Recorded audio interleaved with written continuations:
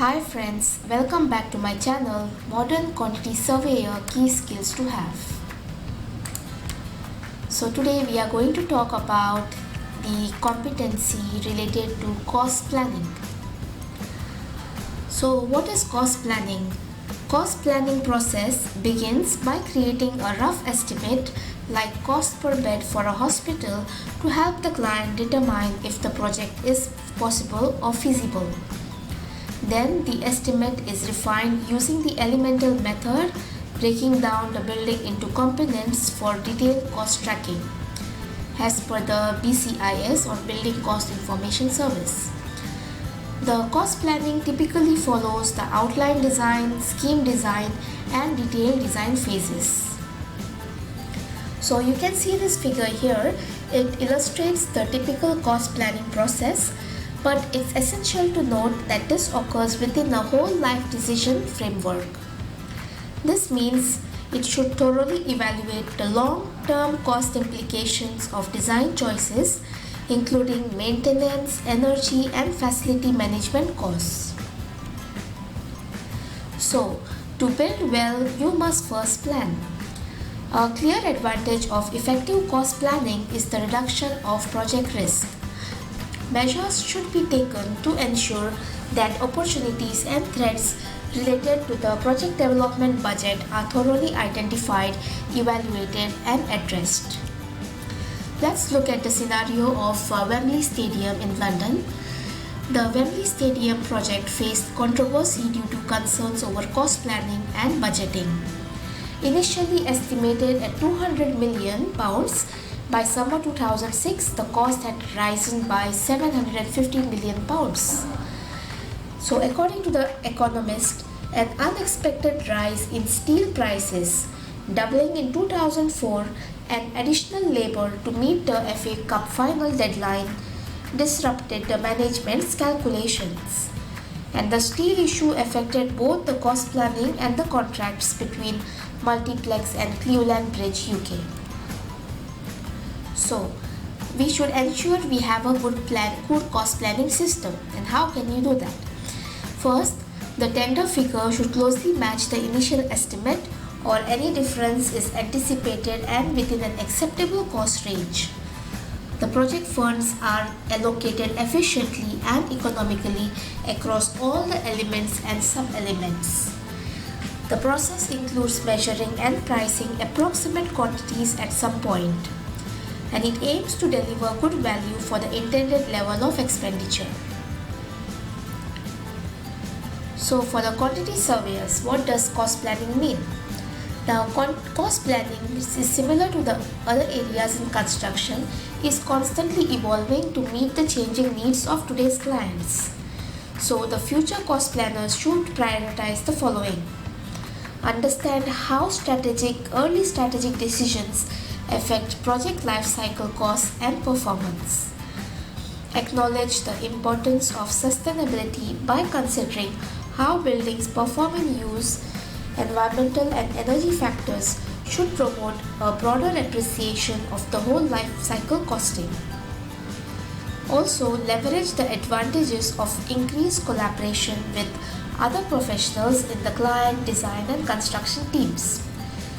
Understand how early strategic decisions affect project lifecycle cost and performance. Involve the design team from the beginning to enhance understanding of how design choices impact whole lifecycle costs. And finally, create effective risk management strategies within the cost planning process. So we'll also look at how BIM has an impact on cost planning.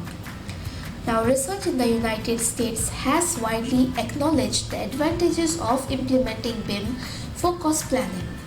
It's commonly reported that BIM can enhance the efficiency of cost plan preparation by up to 80% and improve accuracy by 3%.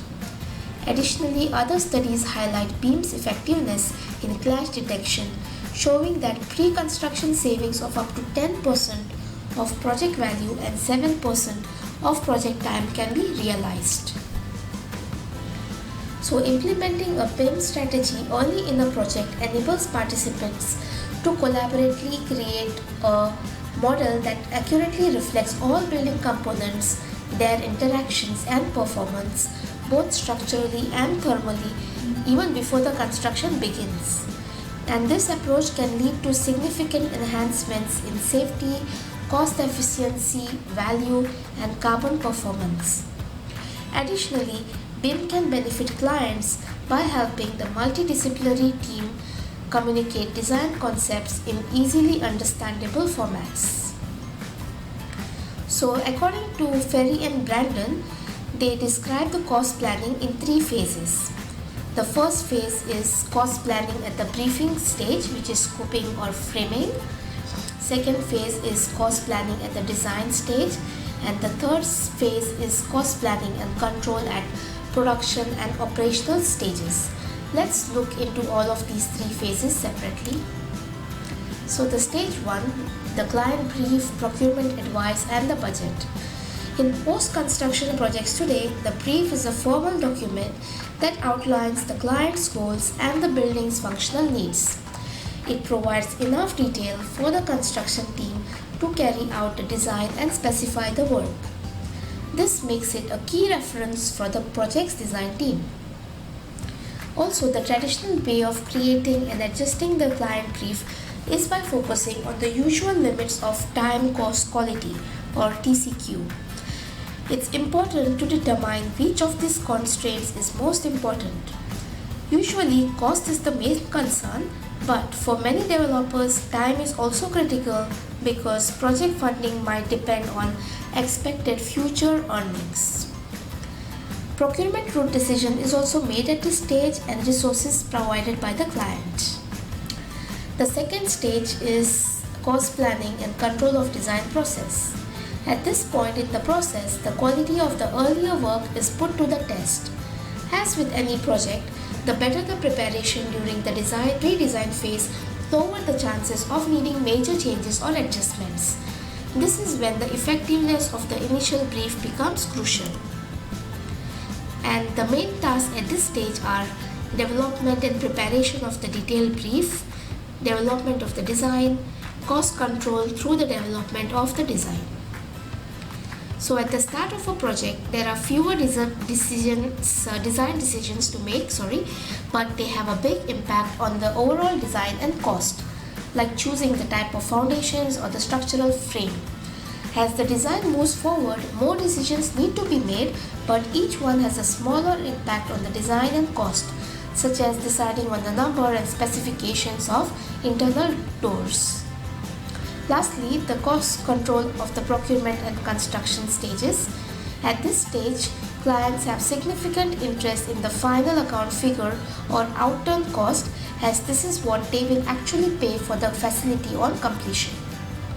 So what is the role of cost planners?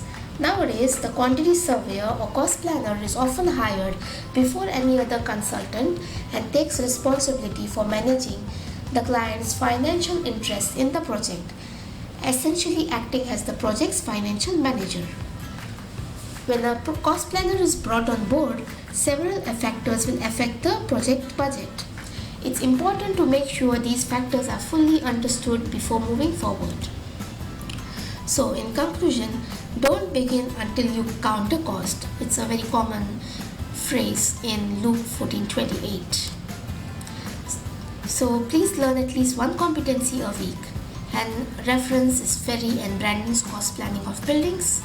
Thank you. Please subscribe to my